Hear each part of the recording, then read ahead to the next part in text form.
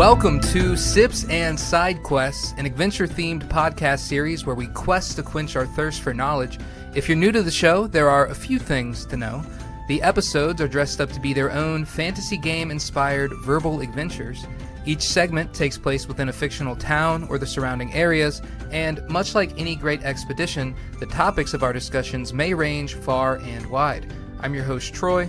And I'm your co-host, Darren. Thanks for being here with us for episode 007, just like James Bond. Super cool. Don't forget, new episodes released Thursday mornings on most major streaming platforms. Last week, the Tavern Bounty Board tasked you with letting us know an item that lets you down, you know? For those of you that let us know, I'm sorry to hear that, but let me soften the blow with a little bit of experience coming your way. It's experience noises. But Troy, why don't you go ahead and let us know about today's episode? Sounds like it's going to be a scorcher. Yeah, we have a fire episode to get into today, if I do say so myself. Starting off, of course, in the tavern where... Sorry? What's that? Okay, I'm being told by our producer we actually did not respawn in the tavern today and are still at our makeshift camp in the woods. Weird, but... Okay, from the top, starting off, oddly, where we left off last time, we will need to traverse our way through adverse areas until we eventually land in today's Tales from the Forest Florist segment. After that, we will hopefully be finding our way back to society, where we'll be bringing into the meld somebody who knows how to weld, in a new iteration of our interview segment, Traveler's Respite. And finally, to close out the episode, we'll be giving away some of our most valuable things in an attempt to save ourselves from a great beast with wings, in our first encounter with a new segment we call Dragon's Hoard. Ooh, all that and more coming up, but before we can get into any of it, a transition. The ground is cold, hard, uncomfortable to say the least. Rays of sunlight stream through the canopy of leaves above us. We made it through the night. Upon rubbing the sleepiness out of our eyes, we begin to notice a few things. Our clothes are completely dry, as if they had never been wet in the first place. The fire we lit last night has completely gone out, reduced to nothing more than a pile of ashes, and concerningly, there appears to be multiple groups of animal tracks scattered throughout the campsite. At least, we assume them to be from animals. Images of a large, devil-like creature flash through our mind. We shudder and decide to get the hell out of Dodge, post-haste. As we begin to pack up our things, a peculiar smell finds its way into our nostrils. We recognize it immediately. Smoke. No sooner do we smell it than we see it. Large, dark clouds drifting lazily above the trees. It appears to be wafting in from the same direction in which we happen to know a shipwreck lies. The ship must still be burning, we think. Those damn hats. We sigh, take a long, deep swig from our flask so as to steal our resolve, and start making our way back towards civilization. Which brings me to a question. Darren, what are you swigging on? I had a feeling you'd ask that. No way. No way you did it again. Every episode. So, I am drinking. And I'll add a little bit more details because it's a little bit more than this, but in the simplest form, I'm drinking a maple rum old-fashioned. Okay. So, the drink consists of 2 ounces of Caribbean rum, typically aged 6 to 10 years, just under half an ounce of maple syrup, and 2 dashes of aromatic bitters.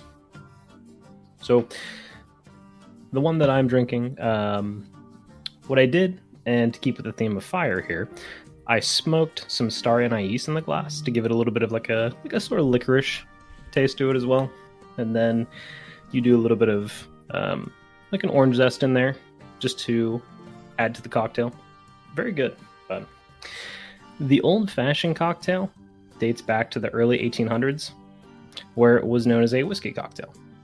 The original recipe consisted of a sugar cube, bitters, water, and whiskey, which were muddled together and served over ice. The addition of fruit, such as orange and cherry, came later in the 19th century. But The history of the old fashioned is just as muddled as the drink.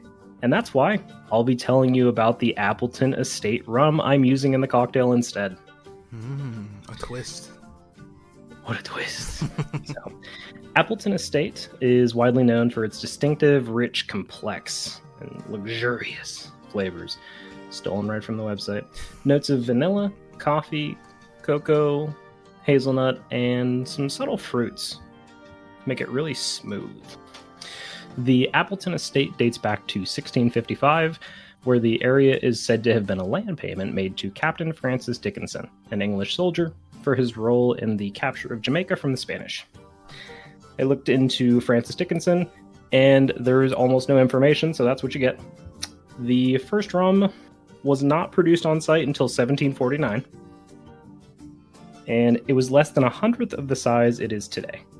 So Appleton rum grew in popularity during World War II, when rum was sought to supplement the insufficient whiskey supplies on the island. Since then, the estate has changed hands quite a few times. It was bought by J. Ray and Nephew in 1916, a prominent spirits company based out of Jamaica. Some of them might know their overproof white rum, so that's something they're commonly known for. And in 2012, the Campari Group, much more familiar, one of the world's largest alcoholic beverage companies, bought out J. Ray and Nephew, and the estate now operates over 4,500 hectares of plantation land. So everything is estate distilled, which means that the entire operation is on site to this day. They make 10 million liters of rum annually. That's a lot of rum. Goodness gracious. More than I could drink. Yeah, more than any one man could drink. That's a lot of history. The rum itself, man, the flavors you were listing off, I kind of got lost in them, just how delicious it sounds. I don't think I've actually had this. You said it was, what, Appleton? Something? Yeah, Appleton Estate. So there's a few other Jamaican rums, and I think the flavor profiles are kind of similar. I've tried a lot of Caribbean rums, and all of them kind of sort of lean more of a whiskey sort of taste. So think like the coffee notes and a bit of hazelnut. The vanilla, I think vanilla is very prominent across a lot of whiskeys, so that makes sense, but a little bit less harsh on the palate. Would you describe it as silky in any way? Hold on. Let me check. You said luxurious. So, silky. Silky? No, I don't think I'd say silky. Silky to me like kind of washes over your tongue. This feels a little bit lighter. It doesn't have the same viscosity. For sure. Okay, very cool. That sounds like you said you smoked something as well. This seems like a maybe not complex, but it takes some work to craft this cocktail. It seems. Yeah, I mean, so the actual maple rum old fashioned doesn't require anything smoked, but I was trying to be a little bit fancy. I went to some hipster bar a while ago, and they served me star anise on fire in the drink, and then I blew it out and I drank it, and it was a really good drink. So I tried to do that. I don't know if you need to soak it in like some overproof alcohol, but I could not get it to light, so the best I could do was smoke the glass. Okay. Well, hey, you know what? You get an A for effort there, and you have had this drink on fire previously, so we can pretend, right? This is a fantasy and game inspired podcast, so very cool there. But yeah, that's my deep history. Troy, what are you sipping on? Yeah, I don't have a ton of information today, but I'll give you what I do have. I will say that the my drink choice today might be a mistake, but I'm doing it for the pod anyway. So we have here today, this is an 8% Imperial IPA. It's called... That's roach. It's rough, dude. It's called Mortal Bloom Imperial Thorn, and this is out of Founders Brewing Company. So a lot of new information there. I'm going to get into all of it. First of all, yes, 8% beers, they do hit you harder than you think. I'm about halfway through a 19-ounce can, which is what, like 10 ounces or something? Man, am I feeling it already. But anyway, Imperial IPAs, that's what this is. This is actually just a double IPA, which I think maybe is the more familiar term. Imperial IPA is actually what it is. Double IPA is a nickname. It's actually based off of the fact that Imperial starts with an I. So it's like an IPA, 2 I's, right? Double I's, double IPA. So that's a fun little fact that I found while doing research. That's clever. Yeah, I didn't know that. So that's actually pretty cool. But yeah, so Imperial IPAs or double IPAs, these are some of the highest ABV variations of the IPA. Like I said, this one is 8%. They're also some of the most bitter, some of the most aromatic. These are just like hardcore in general. I typically don't drink these. I'm doing it for the pod, like I said. It's just a lot, right? I will say, not quite as bad as the triple IPA, which also exists, and I think starts at like 12% ABV. I'm not going to be doing that one on the show. That's much too crazy. But I did want to mention it. So, Imperial IPAs, though, in general, they're apparently an evolution of a Russian drink called the Imperial Russian Stout. So, shout out to Peter the Great for that one. He was a Russian czar back in the day. And shout out to Founders Brewing Company for the variation I have today. So Founders, sure a lot of you have heard of it. It's one of the most recognized breweries in America. They have product on shelves all across the country. They actually distribute to all 50 states, to be exact.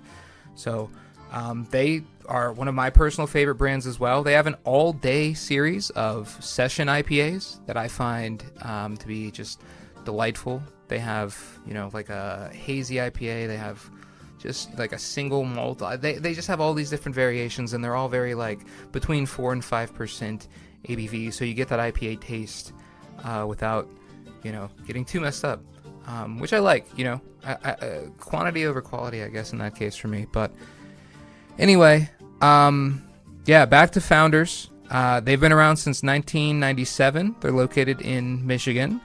They don't have like a very super interesting backstory or anything, but they do have a really nice website that details their story and their come up and things like that. So if you wanted to check that out, foundersbrewing.com, free plug there, just because I do love their products. But that's what I have here. I will say, just personal anecdotes, it doesn't taste as bad as I thought. I've definitely had some high percentage IPAs in the past that have really just given me heartburn and things like that. This is actually pretty good. Maybe because it's from Founders. I don't know. Darren, what do you think? Any comments on this Imperial IPA here? Yeah, there's definitely a lot of beers where people just up the ABV just to up the ABV. I agree with that, but it's not as tasty. So that's good that they kind of balance the two out. Yeah, that's why I went with Founders. Like I said, they're good. They make good stuff, right? And you can tell they really put some effort into making this. This isn't just your typical let's just make it get you as messed up as possible. This is like, we're gonna make the Imperial IPA, but we're gonna make it good. So you mentioned in there it's an evolution from the Imperial Russian Stout. Any ideas on how that works? Like similar process, or just kind of a fun fact? As in how it evolved from... Yeah, I mean, a stout and an IPA are totally different. Like, they applied the same techniques, or how's the tie-in? That's a good question. So I actually still have the source up here. I will maybe read a little bit of excerpts from it. I don't have it written down myself. Like I said, Peter the Great, he was a Russian Tsar. He was, I guess, in England in 1698. So a long time ago. This is similar to a different variation of the IPA that I talked about earlier.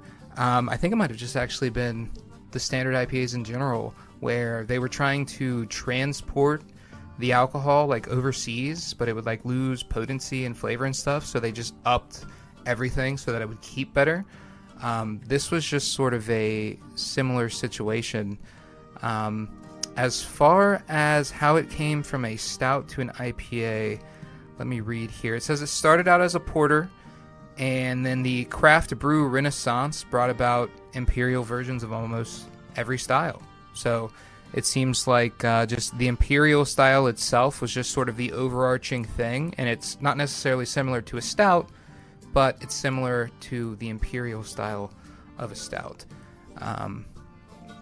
And yeah, I don't have anything on here about what exactly the imperial style is. That would have been good to that would have been good. That would have been good information. You're good. I mean, Imperial could just refer to the fact that it's a higher proof as well.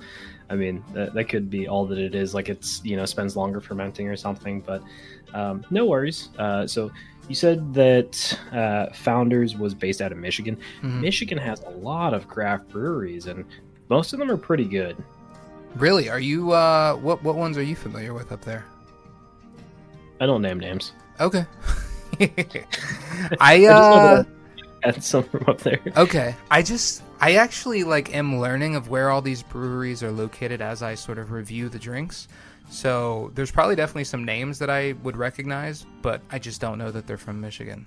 But I think between Wisconsin, Michigan, and Ohio, we have the highest breweries per capita of any of the states. I'd have to look that up to confirm, but I'm fairly certain that's something I've read. But I guess just to tie everything up nicely in a bow here, do you know what the flagship beer is for Founders? Their claim to fame? Yeah, I didn't see mention of a flagship. I will say, so this is called the Mortal Bloom Imperial Thorn, right? Now, Mortal Bloom is more of... It's more of like a category, right? When I was looking this up, there's actually a different Mortal Bloom they have a hazy IPA that's a Mortal Bloom. So it's like they have different variations of the Mortal Bloom. They sort of run these lines, Mortal Bloom being one of them, All Day being the other session IPA I talked about. It doesn't seem like they necessarily have one beer that's their claim to fame. I think they just really like to focus on the different pale ale styles. I will say, just off of my own knowledge, their All Day IPA is probably their most popular thing. That's going to be the session IPA. Ooh, I mean, they have that. I mean, you can even go to Walmart. I've seen they have 24 packs of it there. So it's like an IPA for people who don't really like IPAs, I think, but it's got the taste. 4.7% ABV, not bad. Which is half that. Half the one you're drinking. Yeah, almost half. Less calories though too. Obviously, you would hope so in a session beer, but no, I drink those all the time. Before we started doing the podcast, and I started getting all these different specialty drinks and exploring new things. That was pretty much what I was drinking every weekend. Was they have a nice variety 12 pack of the All Day line. So yeah, one of my favorites. For sure. Yeah, I like the build your own sixers, the variety packs. Definitely a great way to explore a whole bunch of new beers. I mean, you go to your local grocery store and you can find new ones depending on where you go because they try to tailor them to their audience. So definitely a great way. For sure. Yeah, the build your own six is great. But yeah. So if you don't have any more questions, we've been on Sips for a minute here. I think it's time to get into the meat of the episode. What do you say? Let's ride. There's no way the forest is actually this big. We've been walking for what feels like hours. Are we lost? We look behind us to see our footprints are placed in a consistently straight path that ends directly where we're standing, so at least we're not going in circles. Still, we have to be close to the edge of the woods by now. We take a second to observe our surroundings, hoping to find something we may have missed. Everything looks the exact same as the last few miles. Tall, dark trees that obscure most of the sky, dirt mounds, rocks, and plants covering the majority of the ground. A fallen tree lays just to our left. Behind it, a large shadow looms. Wait, what? We snap our head back in the direction of the log. Nothing.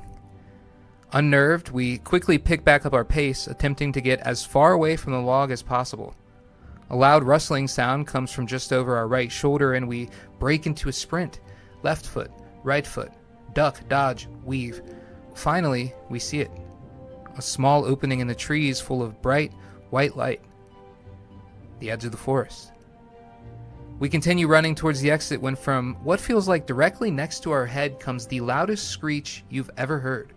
Animalistic, evil, but something about it also feels human. We turn backwards instinctively and trip over an exposed root as we do so. We fall hard, skidding across the unforgiving floor of the forest. Hot blood drips down our leg, seemingly having found its way out of a large, newly gashed wound on our knee, and we grimace. We have arrived at today's story prompt. So, Darren, tell me a story about the most physical pain you have ever experienced. And go. I thought about this for a while. There's a lot of good options. Well, bad options. But there was definitely, I think, one that took the cake. I thought, was it the time when I was in 4th grade and I got hit in the mouth with a hockey stick? No. Was it every single paper cut I've gotten in life between my fingers? No, not that, but that's brutal. Was it the time I got the flu and I was bedridden for 3 or 4 days and I was wearing a hoodie and sweatpants and I had like 3 blankets on me and I still couldn't get warm? No, not that. It was the time my foot got ran over by a mower. I didn't even know this happened to you. Really? Yeah, this is 1st grade. So they're just doing kid stuff, riding around on the back of a riding mower. Nothing wrong with that, right? There's like a little lip at the back that I was able to stand, presumably where you would, put like something else on the back of it. It's got like a tow hitch type area. Okay. And so that's fine. There's nothing wrong with that inherently. But so the person driving the mower goes to back up and I fall off. And I guess, I don't know if they're not paying attention, but this riding mower, it goes over my foot. And that's not the problem. The problem are the blades hitting the back of my ankle repeatedly, which felt like a really long period of time. We're talking maybe 15, 20 seconds. Because, the mower doesn't just stop. The blades just don't stop. So once it's turned off, it takes a minute. Wait, 15, 20 seconds nonstop, these blades were hitting your ankle? That might be a little bit of a hyperbole because, in the moment, it definitely feels a lot longer. But, like you turn off a mower and it doesn't immediately stop. Yeah. Think that. Wow. Still, any amount of time having that happen is terrible. Yeah, so, we get the mower off. I'm pulled out. I can't walk, of course, because who could walk at that point? So I'm kind of like scooting around on my butt. And we didn't think it was that big of a deal. It just seemed like a mark on the back of my heel. And so obviously I needed to go to the doctor. Yeah. But I didn't do that. So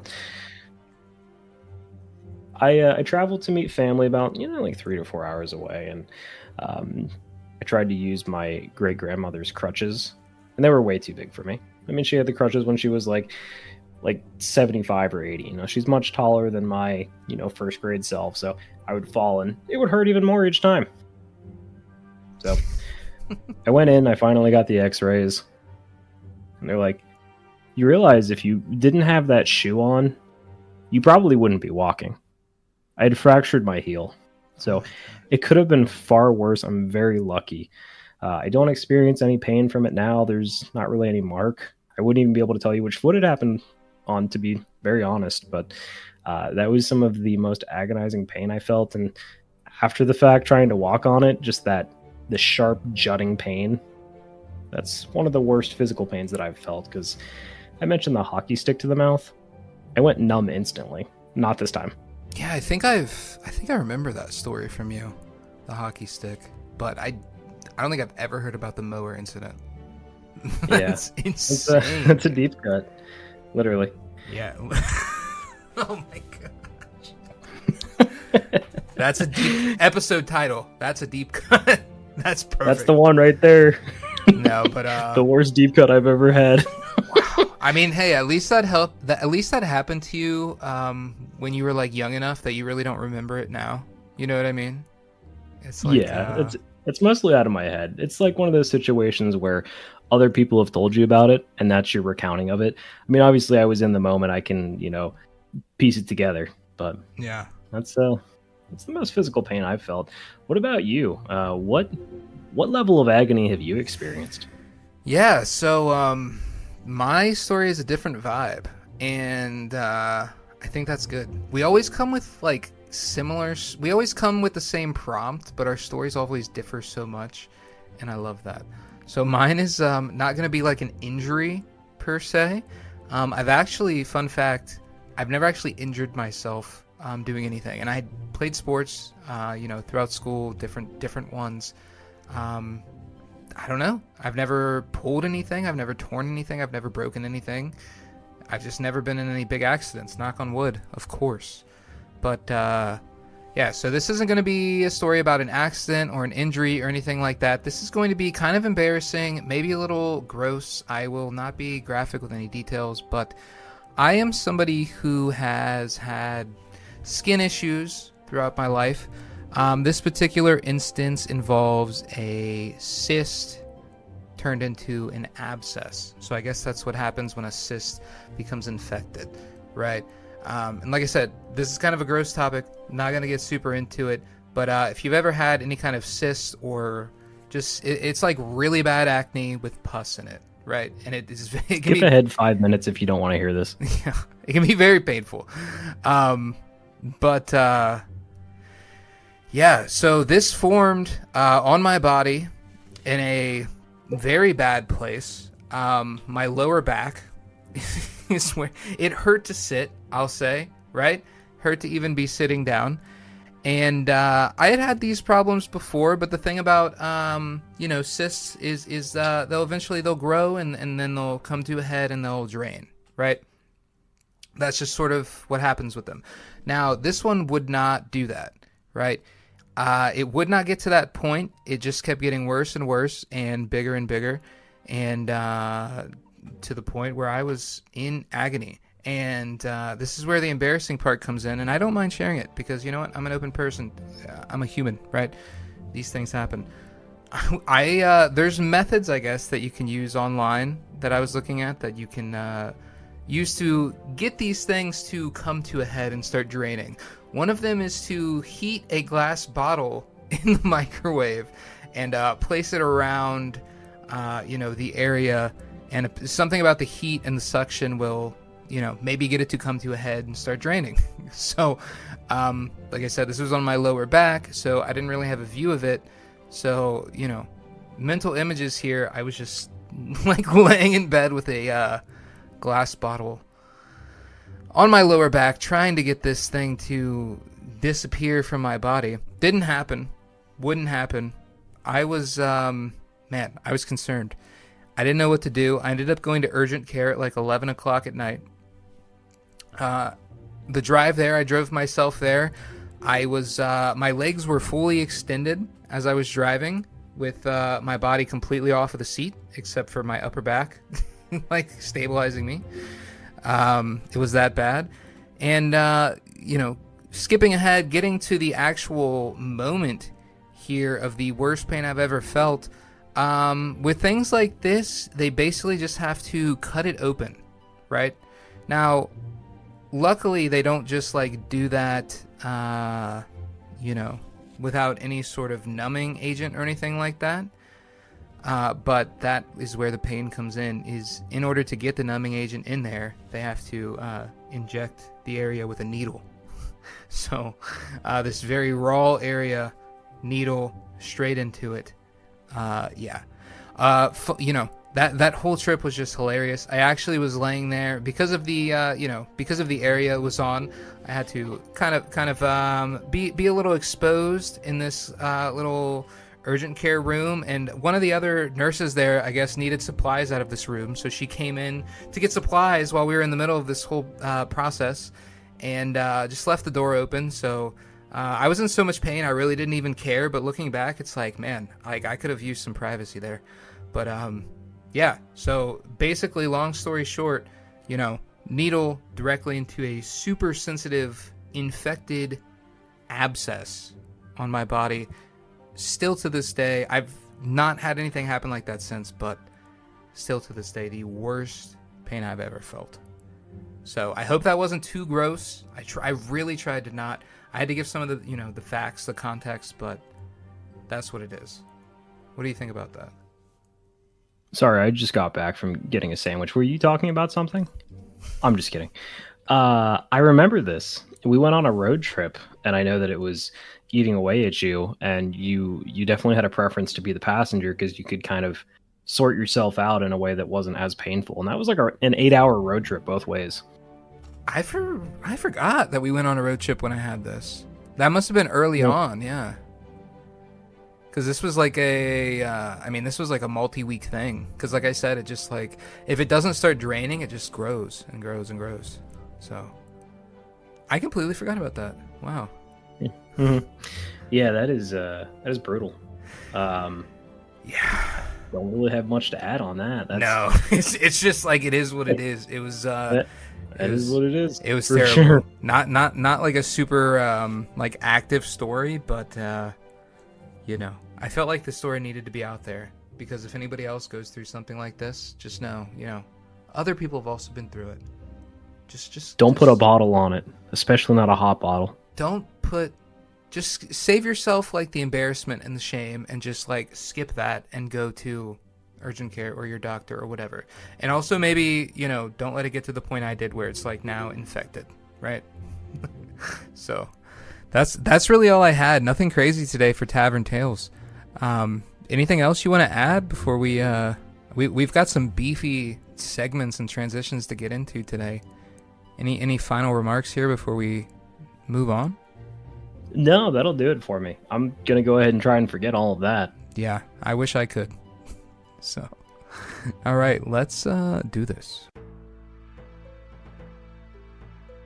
As we find ourselves once again on the cold, hard, uncomfortable ground, we lie there pathetically, groaning and cursing to ourselves.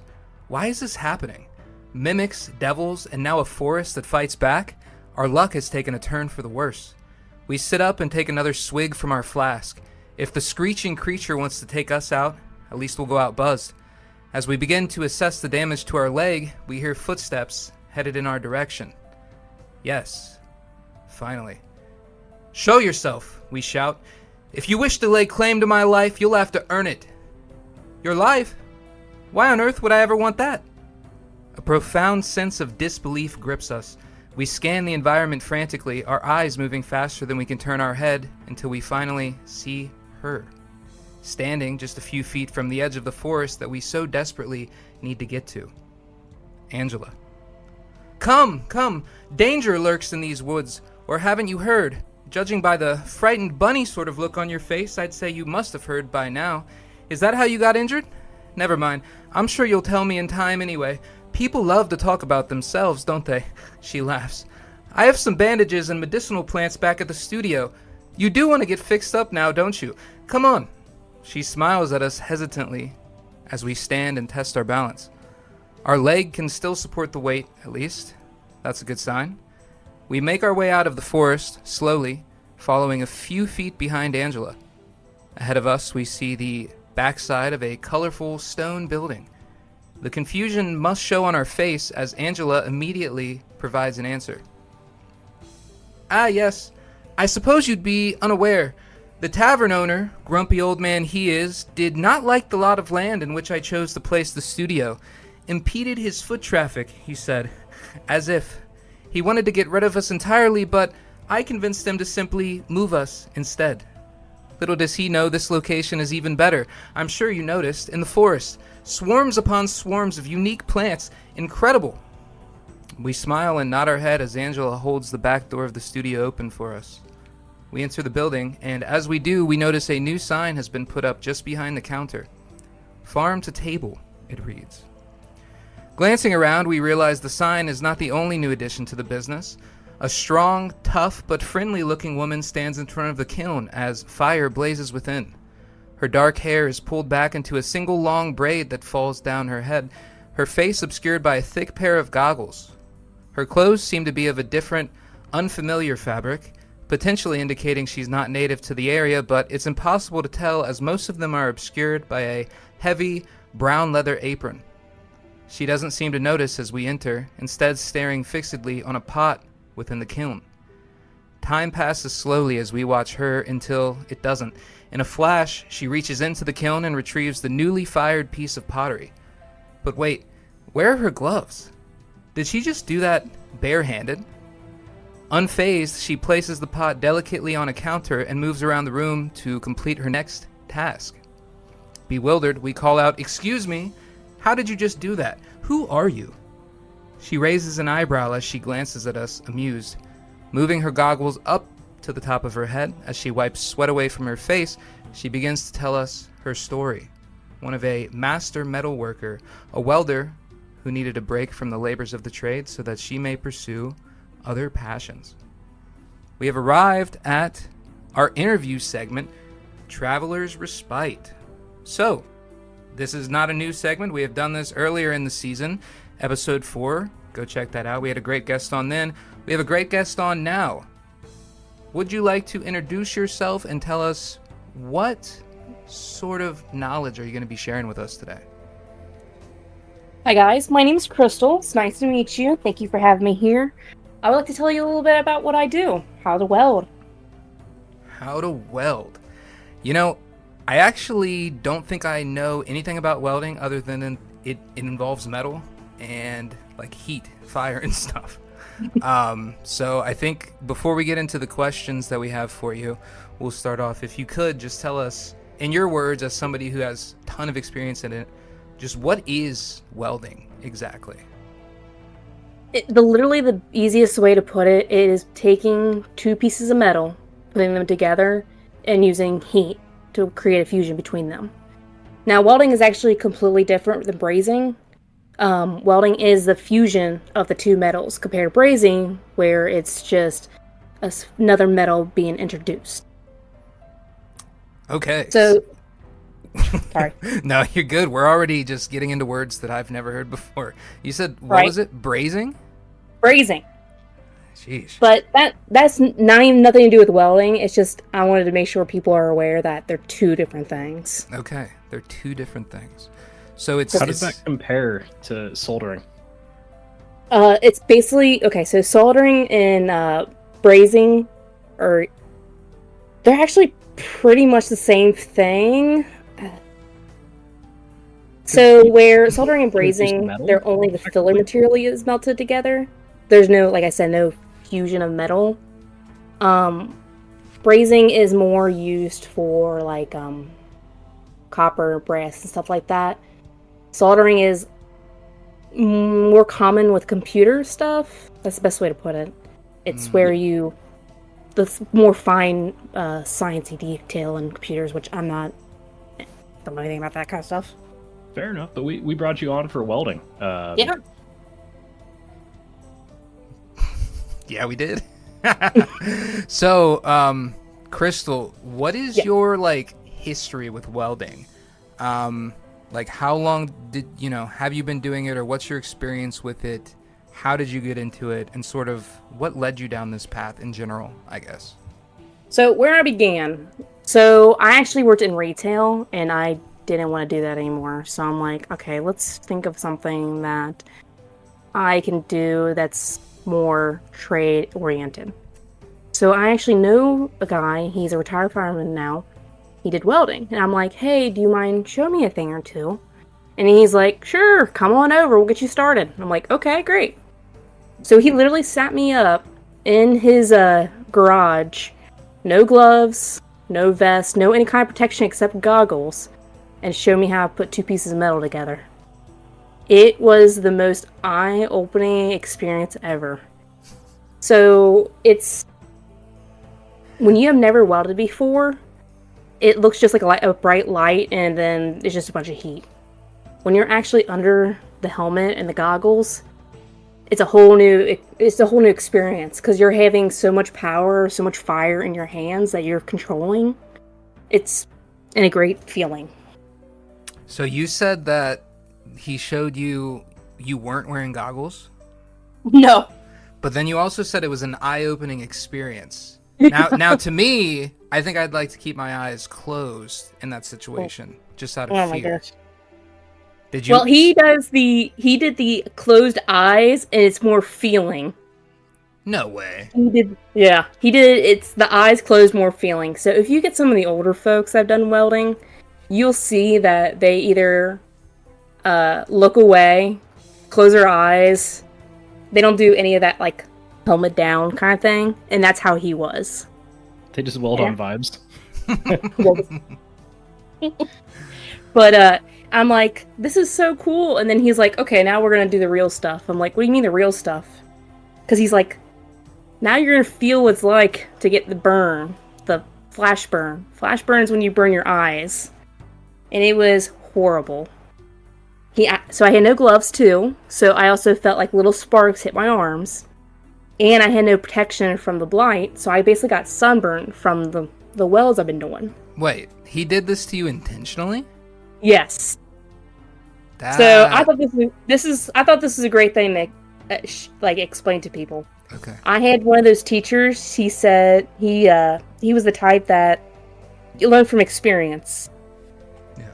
Sure. So I got done practicing the first time, and he's like, "How you feeling?" I'm like, "Feeling great." He's like, "Okay, well, let's go inside. Let's eat." And him and his wife went had dinner. He's like, "How you feeling now?" I'm like, "My hands kind of hurt. My eyes kind of like are watering." And he's like, "Yeah, why do you think that is?" I'm like, I guess it's because of the light and stuff." He's like, "Yeah, that's why we should have wore equipment. You never said anything." I'm like, "Well, I didn't know any better." He's like, "Now you do." I'm like, "So now what do? You deal with the pain," he said. Oh my. He's like, "Now, yeah." He's like, "Now you're gonna have to deal with that pain, and you will never forget your equipment again, will you?" I'm like, "No, this is a nightmare." This is like the parents who let their kids touch a hot stove or something, just so That's they never do exactly it what it again. was. So I told my mom the story, and she was like, "Yeah, I'm not too surprised he did that." I'm like, "Why you say that?" Because my mom knew him. That's how I knew him.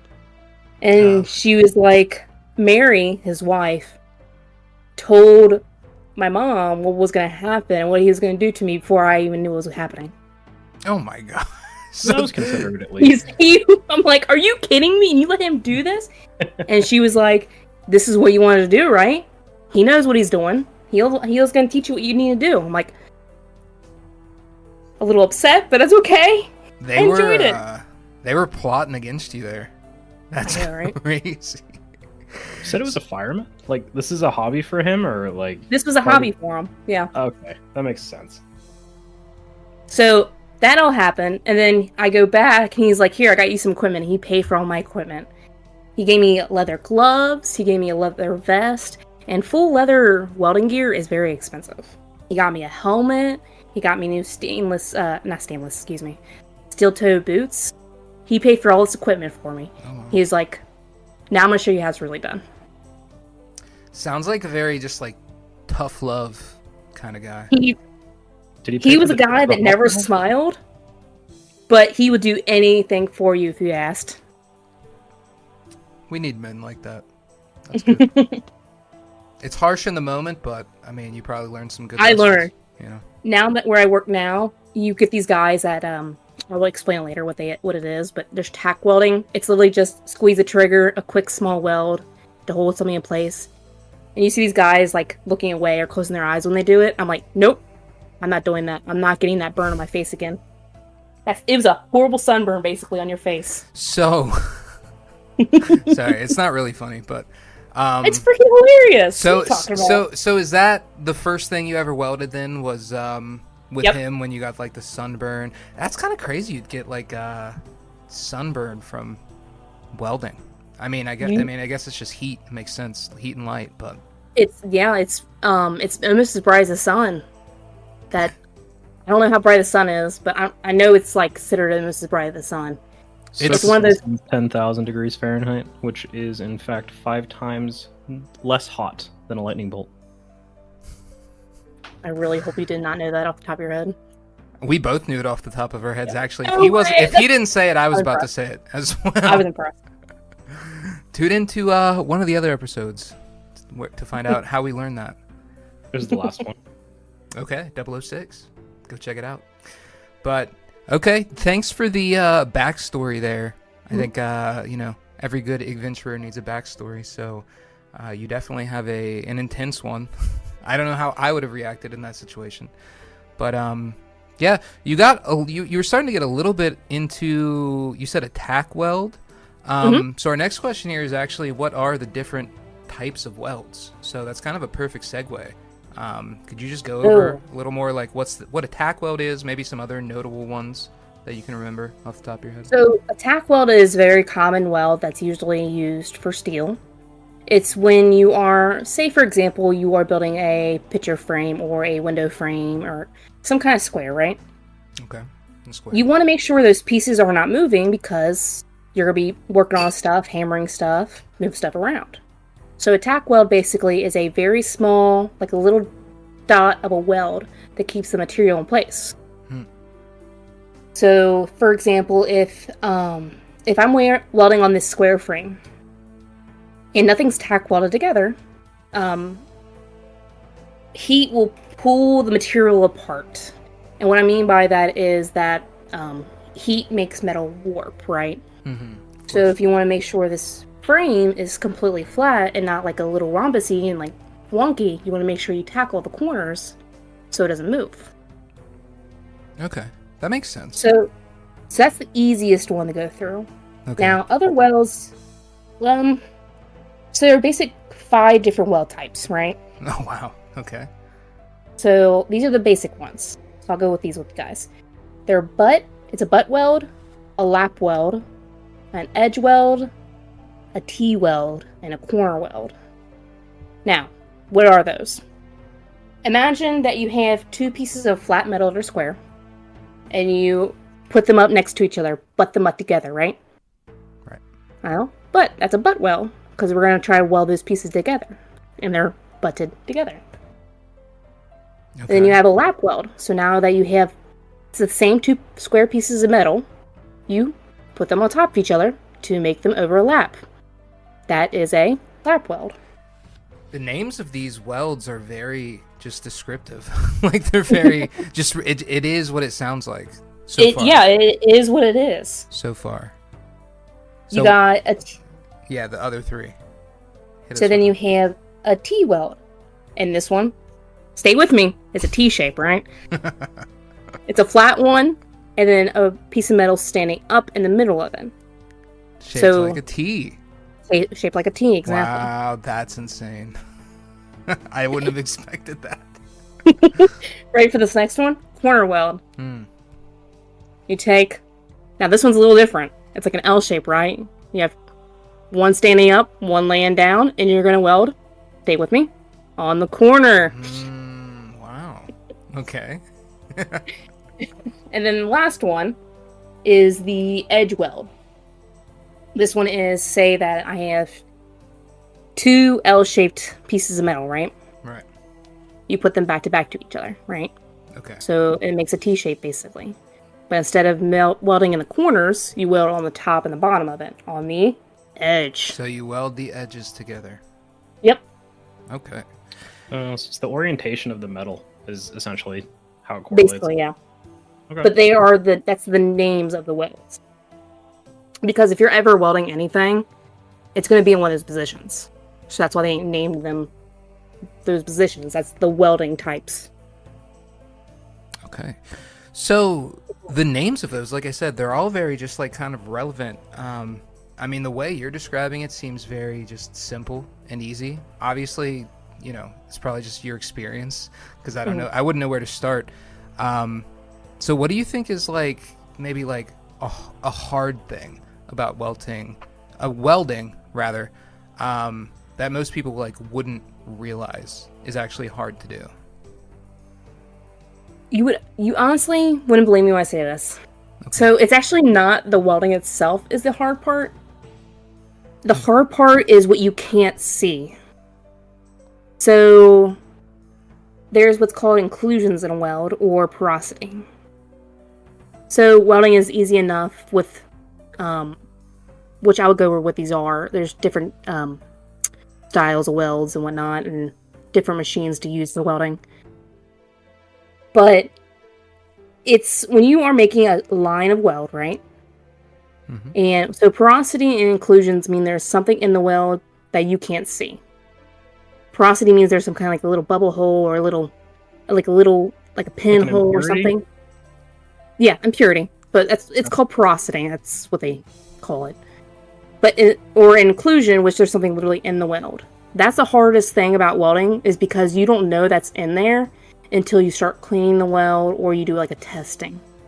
Because if there's something going on with that weld, and it can just break and you would not know why. There's just so many things that can go wrong when you can't see.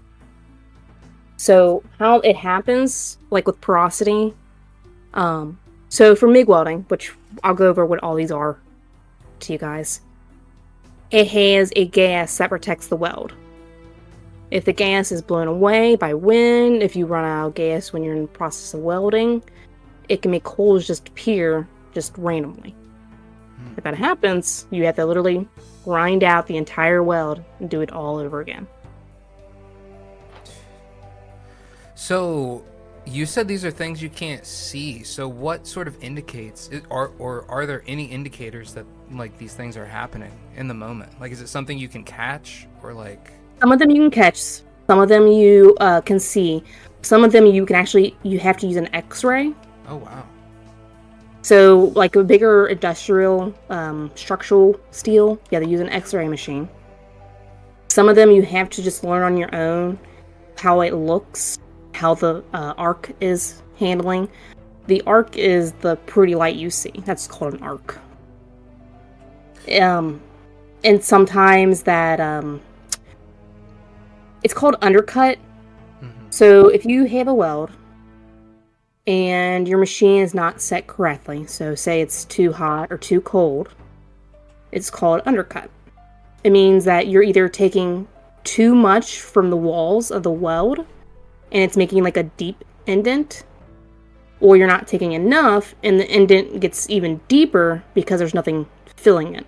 You know what I mean? Yeah. I'm trying to explain it the best I can. Yeah, no, it sounds like it just kind of like caves in, basically. It just caves in. Like yeah. a sinkhole. Almost. Yeah, basically.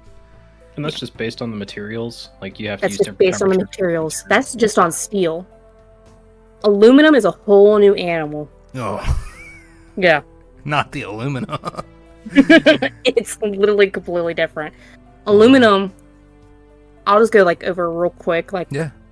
The aluminum's oxidized on the outside. And aluminum actually melts faster than the outside does. Because the oxidation, and the word I can't say, basically. You can't see what you're doing with aluminum because you're welding inside of it before you're welding the outside. I know that sounds crazy, but aluminum is very different and a lot harder. That's the reason why people get paid a lot more money to weld on aluminum. Really? Yeah, I'm definitely trying my best to keep up with a lot of this, but I mean, it sounds very like it's all very technical.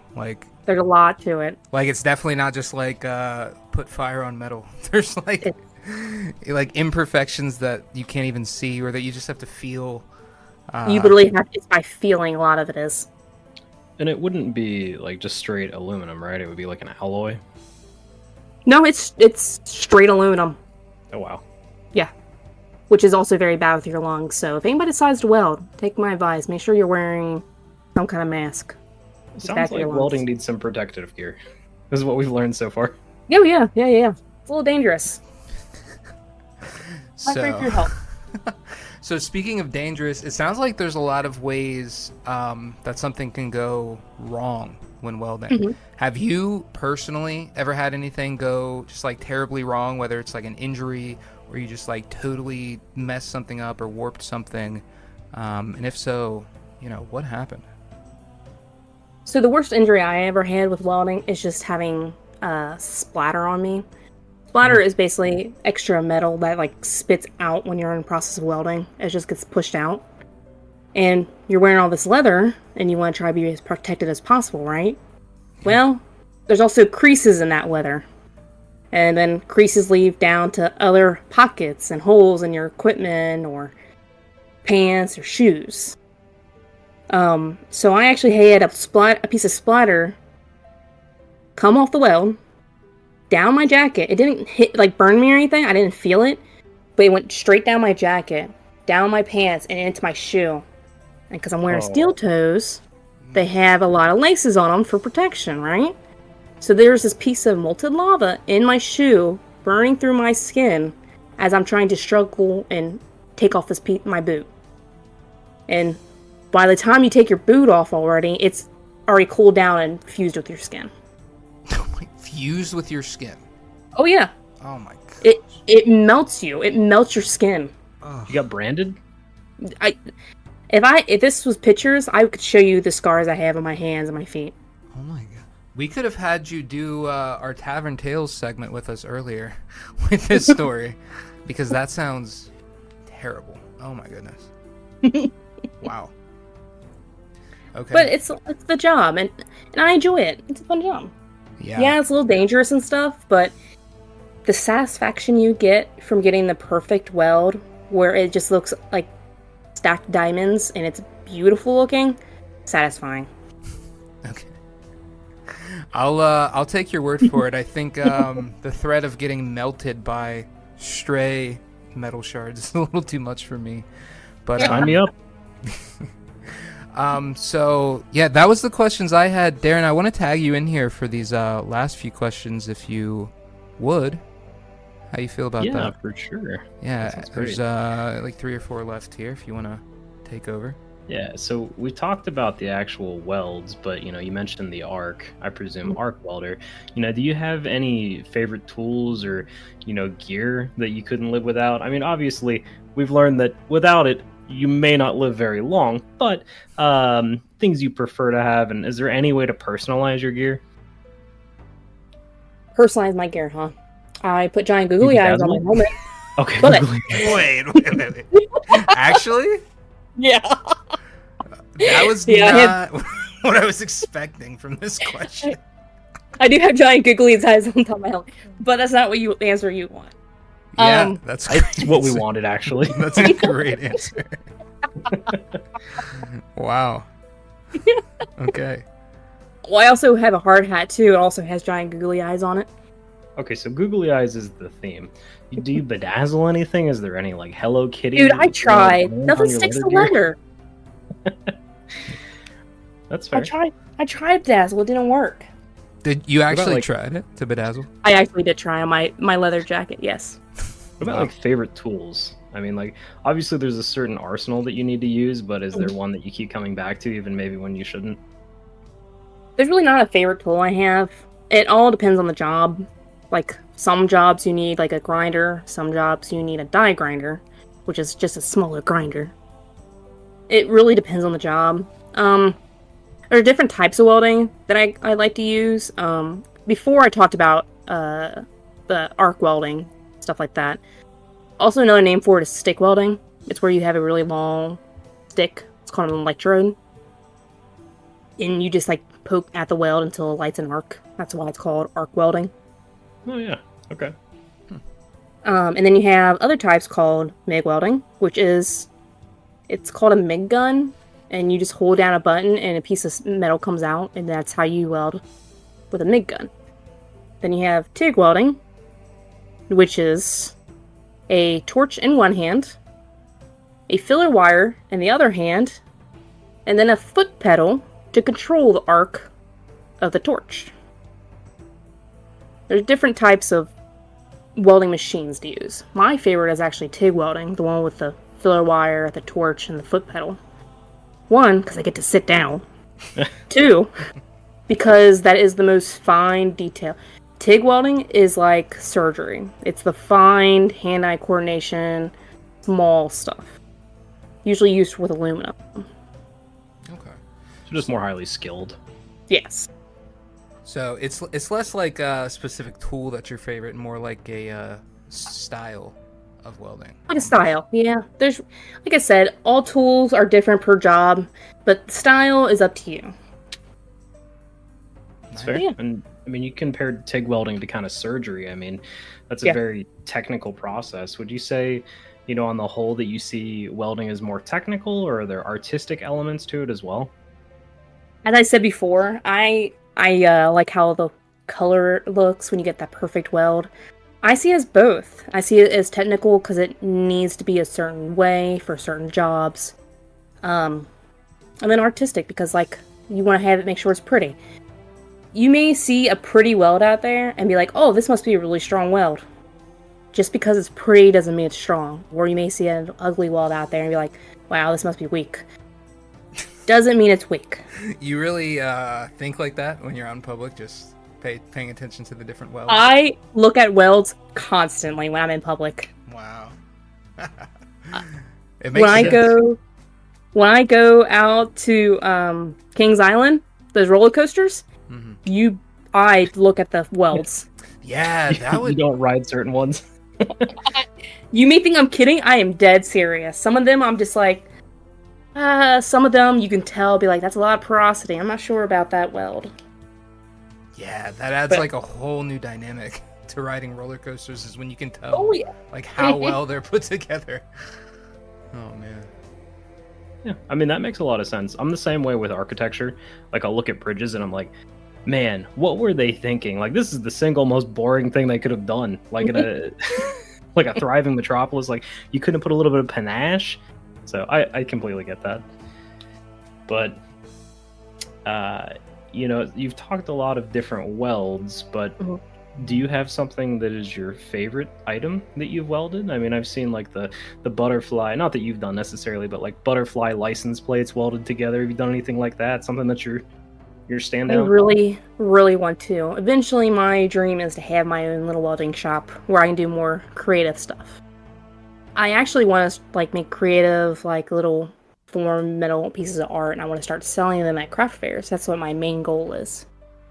But where I'm at now, I can't do any of that kind of stuff. It's more structural stuff. Like, for example, right now, the biggest job I've ever done is actually a ginormous platform for Amazon. Oh, wow. And by ginormous, I mean it's literally the size of the airplanes they use, because they were going to use it for a some kind of training thing with, like, it's Amazon, so I don't really know all the nitty-gritty details. Right. They were doing, like, measurements, like, designing of how they're going to land planes, and the sizing of the seats, and basically it was going to be, like, a training thing. And that guy was 47 feet long by 24 feet wide, I believe. You did that That's solo? the usual stuff I work on. You did that solo or like in a team? I did that solo. Oh my gosh. What a beast. Talking like weeks or like months? That job took me a month. It's actually not as hard as you would think. The only thing I had to do was cut some beams on a saw. Put the beams in the places that needed to be. Make sure everything was squared out, because it was basically a giant rectangle. A lot of butt welding, right? A lot of butt welding, yep. You remembering. A lot of butt welding. It was a very simple job. The only thing that was the issue is I need to use a crane to move giant, heavy beams. But I actually had to paint it too. That took a week, just painting it multiple times to get the yellow Amazon color. Sounds gaudy. Very. And it was that oil-based paint too, so it took forever to dry. Ugh. Oh, did you have to do multiple coats? Oh yeah, I did. I had to do white first, because they wanted to pump, and then I had to do yellow. So it literally took an entire week to paint the entire thing. Sounds agonizing. So, you mentioned that, you like wanted to open your own shop where, you make your own like sculptures. I mean, we've seen it, the Ren Fair, they have like copper dragons that they've, I presume, welded together and, cool. whatnot. If you could make anything at all with no restrictions, what would you make? No restrictions. Like none. Like None. like assume like you could use, like, magic can be involved. Like anything is possible. Money, no limit. Magic, I can do whatever I want to with it. Honestly, I'll make an entire house out of steel and make it how I want to have it. Now, the first thing that comes to mind, though, Dude, the interior of that building would have to be scorching on a hot day. Yeah, It'd be but like you an said there's oven in there. magic involved. All right, you said magic. I would- regret. I'm going to cut that part out. Oh, I'm just kidding. Nope. I'm just joking Aw. around. well, honestly, I would love because you've seen like these artistic buildings where they have like all these like figures and stuff outside, metal stuff. I want to do something like crazy like that. One of those like crazy houses that are like, heck, it'd be an upside down metal house. I want to do something crazy like that. Something that people will remember. You know what I mean? Let's unpack the upside down bit. Why? What's up with that? Believe it or not, you never seen the upside down building? No. Is this a real thing? Yeah. Yeah. Oh wow. Oh, Darren, you know about it too? So it's just me. Okay. I don't know where it is, but I've definitely seen a lot of videos of it. Upside down. I don't know where it is building. either, but I've seen it. Is Yeah. it made of steel or it's a boring basic one? I'm assuming there's a lot of steel involved because it's a lot of weight being put up in the air. Yeah. But I can't say for certain. I don't know. But it's really cool inside. You should go visit. Look it up, actually. And the facade looks kind of like a courthouse almost, if we're thinking of the same building. Yeah, I'm on Google. It seems like there are a few. Wonderworks is coming up in That sounds familiar. Orlando or something like that. So Maybe not. Oh, Either way. Yeah. But you're making a house, it's upside down. Do you have like a shape for the house? I mean, are you gonna make like the standard like, pentagon, like 4 sides? Are we thinking like modern? What style house would you make? I was actually thinking something like the White House. Oh Okay. wow. Okay. Yeah. I want to have it be big. I want to make a statement, and I want to make giant dinosaurs that are going to be in the yard of the giant White House metal building. It's I want something crazy, dude. Are you just gonna live in it, or are you gonna is this gonna be a museum? Heck no, it's gonna be too hot to live in it. Are you crazy? You said magic, remember? Yeah, you did say magic. You're right. Magic. You're right. No, I want something no one will forget. Even if I'm gone, they will remember that place. Okay, so you want to make a mark in the Yeah. history as one of the famous welders, I guess. I mean, Exactly. you'd go down in history as probably the most known welder if you pulled something like that off. Exactly. That'd be amazing. So to kind of riff on the creativity, so you mentioned you haven't had an opportunity yet to do something artistic that maybe Mhm. you would prefer to do. Do you have anything welded by someone else that's artistic in your house? Honestly, no, because I'm the only welder other than the ex-firefighter that taught me how to weld. His name was Tim. Tim's the only person I actually know that knows how to weld. I don't know anybody personally else that knows how to weld. Oh Like- yeah, I just wasn't sure if like a craft fair, like a Ren fair or something, that you'd pick something up. Well, I would not do that just because I know I can make something like that if I wanted to. I would just, to give them the money to like, you did a great job, but I'm also like in my head, like, I can do that. I could do that myself. Yeah. It's like You know, the same energy. You go to like a nice steakhouse and you're like, I could have made that. And you're I like, could have just made that staying steak. with folding. Yeah, exactly. Interesting. Well, hey, if you ever do get into the artistic space, I mean, I definitely support the cause and buy something. I mean, I'd love to have like a cool little sculpture handmade by, the Oh, yeah, infamous Crystal. Whatever you want, I got you. I can make whatever you want. Okay. Even if it's something as simple as just a little box that has your name on it, I can do that. Ooh, okay. A little storage action going on. Mm-hmm. That'd be cute. But You want to sell a metal frame of a bookcase? I can do that. It's going to weigh about 300 pounds, but I can do that. maybe something that can be mailed, and that I don't have to like rent a truck to like transport. And a team. It can all be mailed with the right amount of postage. Yeah, you're not wrong. But that's pretty much all the questions we have here. Actually learned a lot. Do you have any sort of last remarks as far as welding goes, or anything you want to tell anybody who maybe is interested in welding, or just any final sentiments before we move on here? If you are thinking about going to welding school, do it. I don't care if they be like, oh, there's not enough money or it's very expensive. There's grants out there. They're all over the place. They need welders. You can go to school for free with all the grants out there. If you're a woman out there looking to weld, but you're afraid to just because, of what it is, you got this. You can do it. Trust me. They love woman welders. The hand-eye coordination, we got you over these guys. Okay. now we're getting off track. Welding is for everyone. Welding is for everyone. Anyone can do it. Okay, so if you're interested in getting into welding, hit us up on social media. I'm sure Crystal would love to answer any questions. Darren, do you have any final remarks or anything you wanted to ask, or how are you feeling? Yeah, maybe one question. We can definitely keep it short because I know we're wrapping up here. But what's the most common metals that you work with? Steel. Just steel. Everything's made with steel. Steel, steel, steel. Your house, buildings you go to, your car. You ever use any like weird like copper or like anything like bronze? I don't know. I don't use copper. I don't use bronze, but some people do out there. But it's more like a filler kind of thing. What about have you ever worked with like mithril? Mithril. It's a RuneScape metal. Right, it's not real. We talked about this. You nerd. Oh, sorry. Listen, our entire soundtrack is old school RuneScape music. So. Is it really? Yeah. Have you not? Well, if you haven't played, you wouldn't have noticed. But it's all copyright free. Yeah. We're out here with it. So. Yeah. Thanks for taking the time. Yeah. Thanks, Crystal. This was a good time. Thanks for having me. It was fun. Of course. So. That was Traveler's Respite. Thanks again, Crystal. Hit us up with welding questions, and let's hit this transition.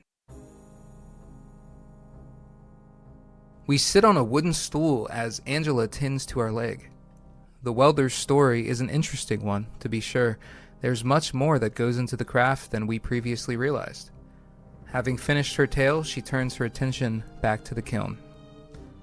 There we go. Good as new. Angela steps away from us to admire her work. We lift our leg up and down a few times, bending our knee as we do so. The wrap is more of a precaution, but you should have full use of your leg in the meantime. The plants around here are quite potent, she says. We thank her and attempt to give her some gold for her services, but she refuses. Oh no, you won't get out of this that easily. I like to deal in favors, not coin. I'll let you know whenever I so desire your services. She winks. We begrudgingly put the coin back in our pocket. Being indebted to someone is never a good thing, but if this is our fate, so be it. We bid farewell to Angela, give a small wave to the welder, and walk out into the courtyard, through the outdoor plant nursery, and onto a dirt road. She wasn't kidding about the business being transplanted. We're about a mile outside of town now. Still, seeing the familiar buildings in the distance gives us a renewed sense of energy. The tavern awaits. We make it into town without much issue, except for maybe some soreness in our bad leg. However, upon arriving, we are greeted with a less than welcoming sight. Townspeople are running around frantically, attempting to thrust themselves indoors by any means. What now? Our question is answered immediately.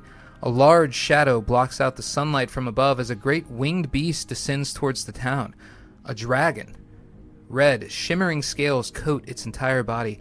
Dark, velvety wings flap powerfully as the dragon slows itself in order to land. The ground shakes as its thick legs touch the ground. It doesn't appear to be attacking, but it doesn't seem to be friendly either. Catching sight of us now, deep, dark blue eyes stare at us from a distance as suddenly our ears start ringing. I have come to collect. The voice fills the entirety of our head. Telepathy? Before we can react, it speaks again.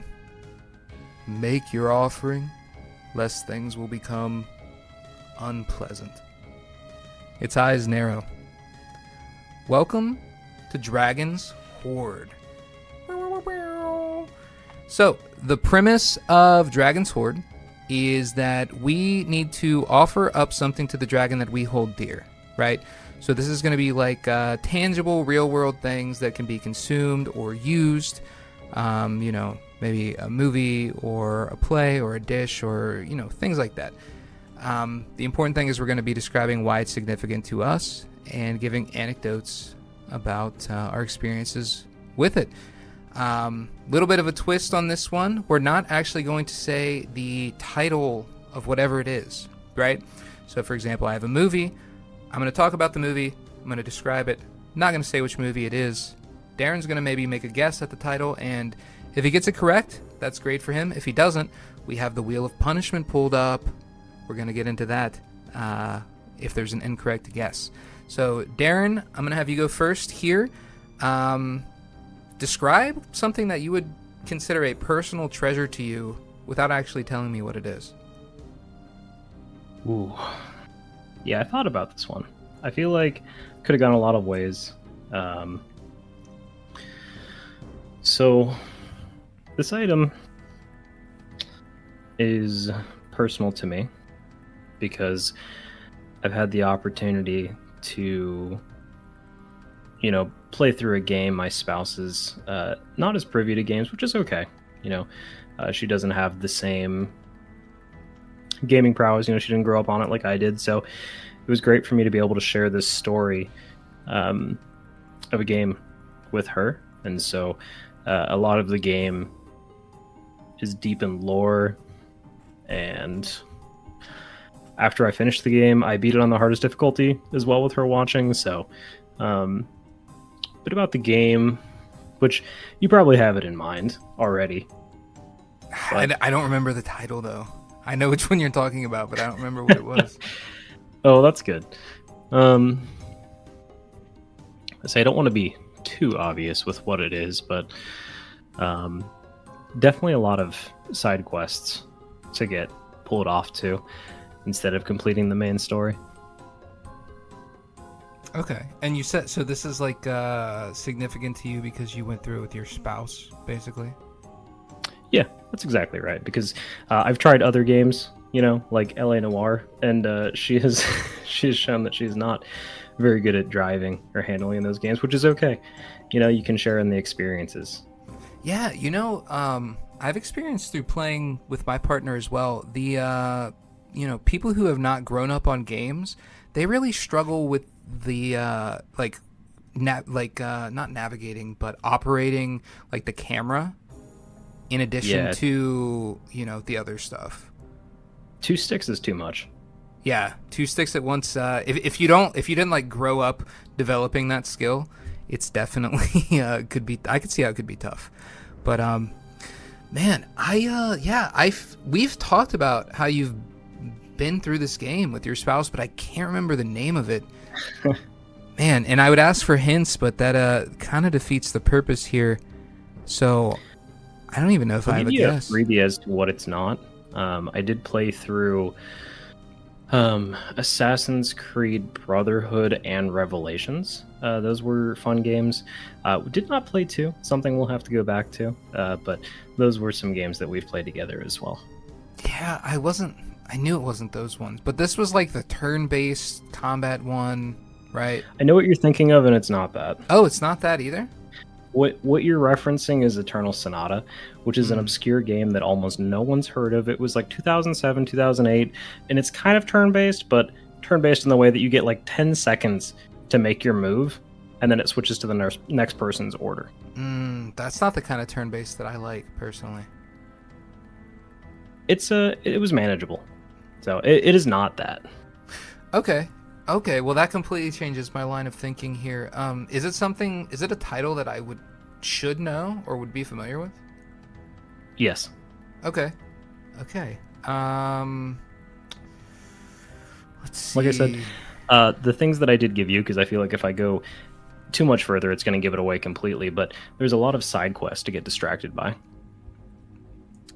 A lot of side quests. Is it going to... Okay, I'm just going to make a wild guess here. I really don't know. This is a hard segment. There's so many guesses. Is it Fable? It is not Fable. Okay. I think that's a good guess. Yeah. But it is not. I have not played Fable with her. Okay. Why don't you tell me what it is then here? I will, but I'm going to give you hints. Oh, you want me to give keep it away guessing? Immediately. All right. Yeah, so you got it wrong, you'll spin the wheel, but let me give you some more hints that are going to give it away and why I didn't get into it more. Okay. I'm going to give you a single hint that's going to give it away. Okay. This individual hunts monsters for coin. Monster Hunter? Okay, I thought that for sure would give it away. You're less familiar with this game. You have played this game and you do not like this game. Okay, I've played it. I don't like it. Somebody who hunts monsters Open world, for coin. single player. Open world single, and I don't like it? Character has white hair. Oh, you played The Witcher with her. That's right. I Witcher don't- 3 I played through. I don't remember telling you that I don't like it. It's a good game. I I thought you had told me it wasn't your cup of tea, which I respect. I don't know. I haven't finished it, so I mean that might be true, but I probably could have alluded to it more, but I feel like it's a very iconic game in the way that any hints that I give are going to give it away, so I did keep it a little bit more ambiguous. yeah. No, that's I mean I've played through the starting area, but wow, so you actually finished the game with her? I finished the game. We played the DLC. There's 2 DLCs for it. Okay. And then I played through on the hardest difficulty, Death March, and we played both DLCs. And it was like back-to-back sittings. Okay. And you've told me that, like, you've spoken about this game before to me. You said it's, like, one of your all-time favorites. Is it because of, like, these moments, or just, would you, even without these moments, it's just, like, you just love it that much? Even without the moments. I mean, it's a highly touted game. I didn't play it at release. I think it was marred with a lot of, like, bugs and whatnot, but I definitely got a more polished version when I got around to it, but I would play it solo. It's a very good game. Okay, that was a great offering. I was totally thinking the other thing. It's hard to guess. So I will spin the wheel. That was a really good guess. I don't think you would have got the name. So Nah. Now without giving away like key, like you said, like key identifying details. But, I mean, I could have gave you like every single detail for that other game, and you probably still couldn't have Googled it and found it. Yeah, you're probably right. Okay, let's do my wheel spin. And then whatever the punishment is, and then we'll switch roles here. So we have 7 left on here. I'm going to spin the wheel right now. And it is spinning, slowing down. Looks like it's going to be landing on Troubadour Galore. That's amazing. I hope this isn't some sort of thing that requires me to sing or something, because I don't know if I'm going to be able to do that. I mean, it can be, but it does not. Okay, what is this? So this is Troubadour Galore. Deliver a 20-second monologue hyping up something completely boring, like a bard introducing a hero. Okay, I have to go immediately? You can take a second to prepare if oh, you I need can to. prepare. Thank goodness. Yeah, I mean, I give you just a little bit. It could be anything. Audience, while he's preparing, do you enjoy Witcher 3? Let us know. I mean, I know they've got Cyberpunk out now. I haven't personally played it, but it's supposed to be a good game now too. Okay, let's just get into it. You want to time me here? 20 seconds. Yeah, I'll time you. Right as you start, I'll start timing, and I'll tell Okay. you when to stop. All right, so I'm like a troubadour announcing just something. It's not a person; it can be an object, right? But it has to be boring. Yeah. Oh, this is pretty boring. All right, here we go. Now introducing the greatest hat in all of the land. This is going to be a khaki hat from a gas station chain called Buc-ee's. If you haven't heard of Buc-ee's, where are you? What are you doing? Go to it now. This has got to be the greatest place you can ever go. They have their own merch. They have their own car air fresheners. They have their own khaki hats with the Buc-ee's logo on it, so everybody can know that you have been to this specific gas station. Please go to a Buc-ee's near you and get yourself a khaki hat. I definitely let that run for 30 seconds because you were doing really well.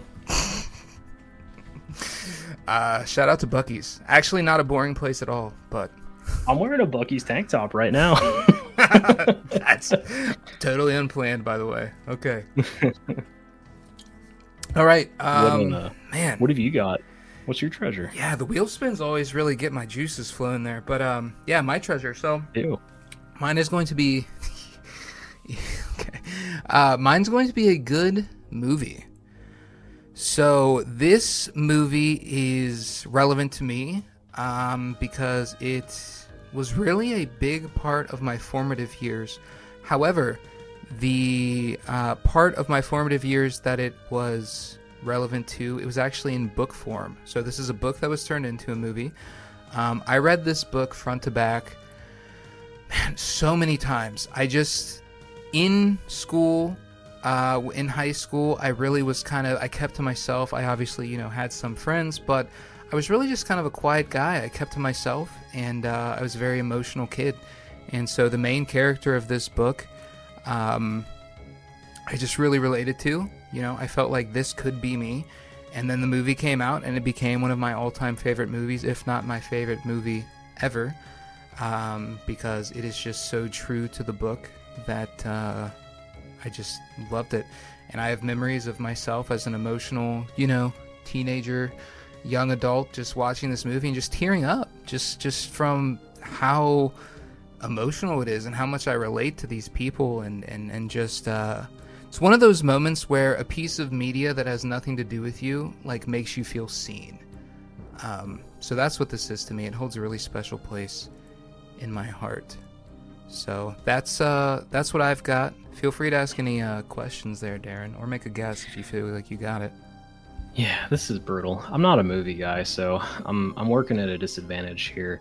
Well, it was a book first, so it definitely, it shapes a few guesses in my mind. I don't want to guess too on brand, but yeah. I mean, when were you reading this book? What was your time frame when you started into this book? It was high school, sophomore, junior year of high school. The movie came out a few years after we'd graduated, so not sure when the book came out, but this was something that, it was something that a high school library would have around that age, 2010-ish. Kind of ruminating on two guesses here. Okay. One of them that would be very relevant to me too, so I would be I'd be very surprised. A hard surprised. Okay. Book turned movie. Mm-hmm. I will say, I'll give you a hint. The movie has a pretty big name actress in it. Well, that takes me even further away. Oh. That should be obvious. Did that just give you? That gives it away. That wasn't either of the two that I was thinking of. That's Hunger Games. Oh, is that your guess, Hunger Games? That is my guess, yeah. Unfortunately, that is not correct. So you will be spinning the other wheel. Two that I was thinking were both guys, so I had no chance anyways. Okay, well, the character I relate to is a guy, but there is a big name actress in the movie. Oh, your hint was misguiding. My other two guesses, this was a big one for me. Ender's Game. Oh yeah, no, I love Ender's Game as well. That's a good guess, actually. That was one of my favorites as well. Book turned movie. That was a great guess. Not a big book guy, but that one really gripped me. I read multiple books in the series. Yeah. And then the other one that was turned movie, I haven't actually seen it, so I'm not as familiar with it. Life of Pi is my other guess. Oh, I've never actually seen that one either. Man, so what was it? Yeah, it is The Perks of Being a Wallflower.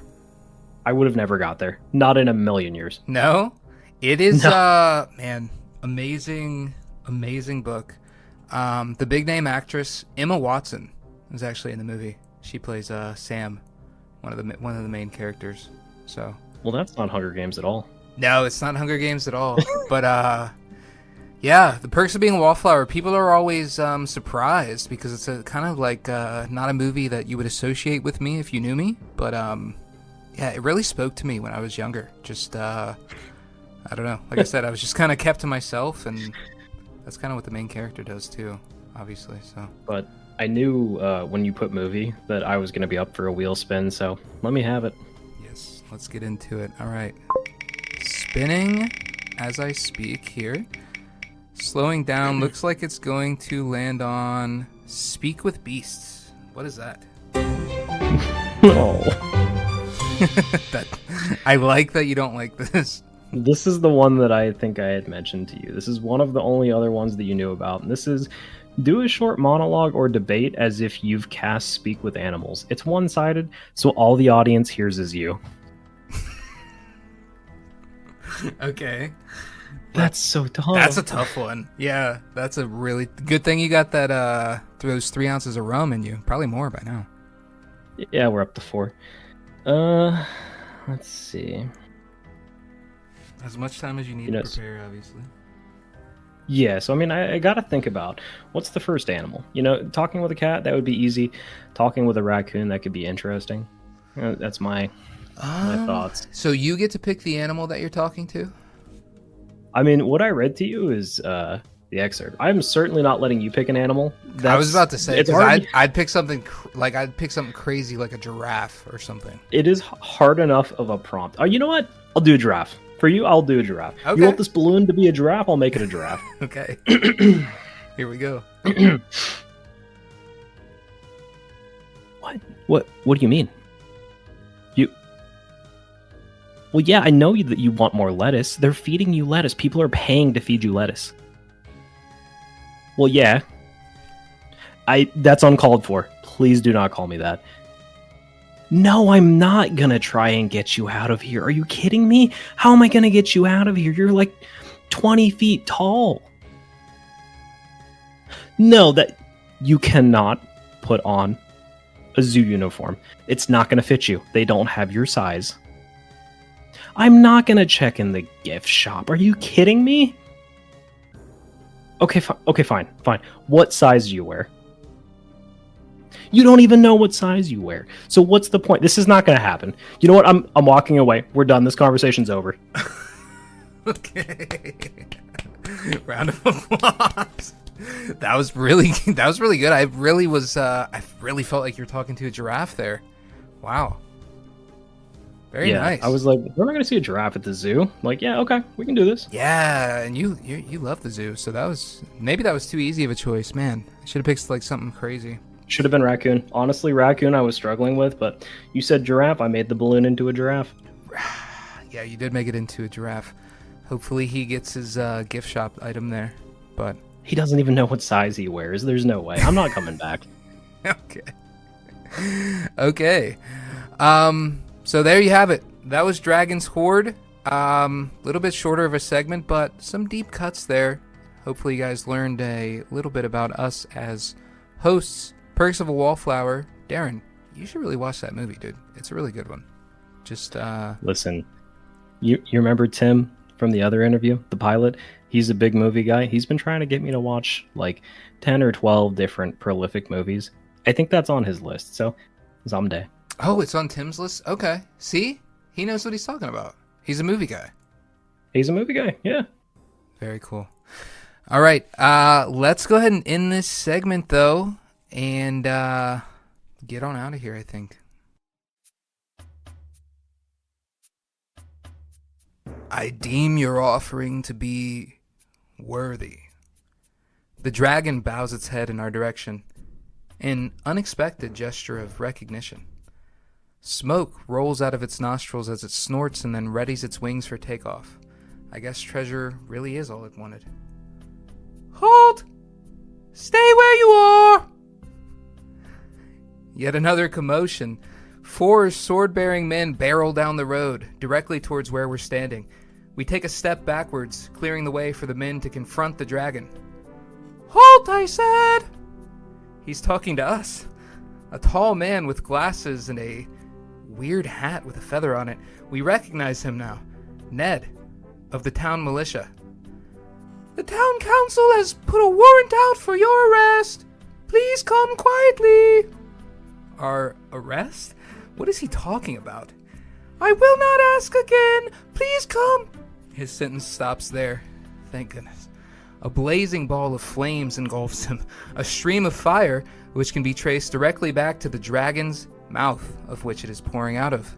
The intensity of the heat and light that the dragon's breath emits forces us to look away. When finally it stops, where stood 4 men now stand 3. A pile of ashes is all that remains of Ned. I never liked mice. Too squeaky. The dragon launches itself into the air. The remaining town militiamen take a second to react, but seem to be regaining their bearings quickly. We run. Our leg screams in pain as we push ourselves to the limit, left foot, right foot, arms pumping wildly.